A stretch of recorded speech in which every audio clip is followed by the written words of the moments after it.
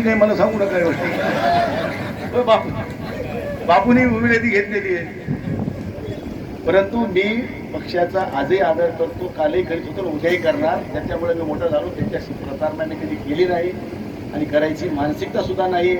परंतु शेवटी परिस्थिती काय काय निर्माण होईल ती उद्याची आज नाही सांगू शकणार. म्हणजे प्रश्नार्थक चिन्ह टाकून सोडतो. शेवटी राजकारण आता समाजकारणावर अवलंबून राहिलेलं नाही, आर्थिक निकषावर राजकारणाला मोठं आता बळ मिळालेलं आहे. मतदाराला सुद्धा वाटतंय की मला किती नगदी मिळणार आहे ते बघा. मतदानाच्या दिवशी मोठ्या मोठ्या परिवारातले लोक पैसे मागत नव्हते, पण माझ्या घरात 7 मत आहेत बरं का म्हणून जाणीव करून देत होते. हे बी आम्ही अनुभवलंय. त्यामुळे अशा बदलत्या परिस्थितीत काय काय भूमिका कोण कोण घेते ते बघून सगळ्या भूमिका ठरवून येळ होत नाही. अरे मन चंगा तो कटवट में गंगा, नियत में खतरा झोली में फतरा.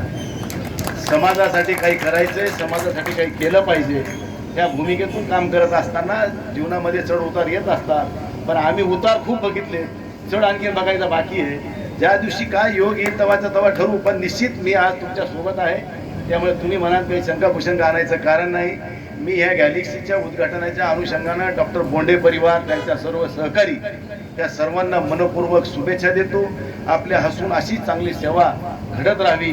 बाकी स्वार्थ ठेवायचा नाही, परमार्थ करायचा आहे. परमार्थ करता करता स्वार्थ सुद्धा साधला जाऊ शकतो. त्यामुळे त्याच्यामध्ये काही जास्त काही उहापोह करायची गरज नाही. फक्त सवलत देताना गरिबाला द्या, मोठ्याला देऊ नका. मी या मताचं आहे. तुम्ही काय करता, आमच्यासारखं आले की लगेच त्याला राहू दे ना, काय करायचं आहे. अरे आमच्याकडून 10 घ्यायचे तिथं 5 7 घे, आपलं 10 घ्यायचं तर 15 घ्या.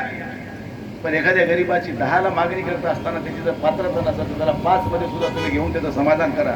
हेच खरं पुण्याचं काम आहे असं मला ठिकाणी म्हणायचं आहे. आणि गव्हर्नमेंट मेडिकल कॉलेज परभणीला का असावं ह्याच्यासाठी जे आम्ही लढा उभा केला, फक्त हे सगळी परिस्थिती आम्ही उघड्या डोळ्यानं अनुभवलेली आहे.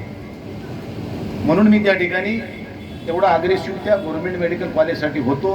आणि ते उद्धव साहेबांनी परभणीला गव्हर्नमेंट कॉलेज मंजूर करून दिलं, त्याबद्दल मी त्यांचं आयुष्यभर ऋणी आहे. त्यामुळं बोंडे बहिणींनी, बोंडे सरांची जी काही कौतुक केलं, खरंच भाग्यवान तुम्हाला पती मिळाले, पण त्यांना सुद्धा पत्नी भाग्यवान मिळाली आहे. त्यामुळे तुमच्या दोघांना सुद्धा मनपूर्वक शुभेच्छा देतो.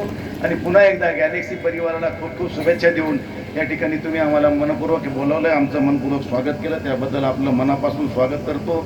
आणि पुन्हा एकदा सर्वांना शुभेच्छा देऊन मी या ठिकाणी माझं मनोगत संपवतो. धन्यवाद. जय हिंद.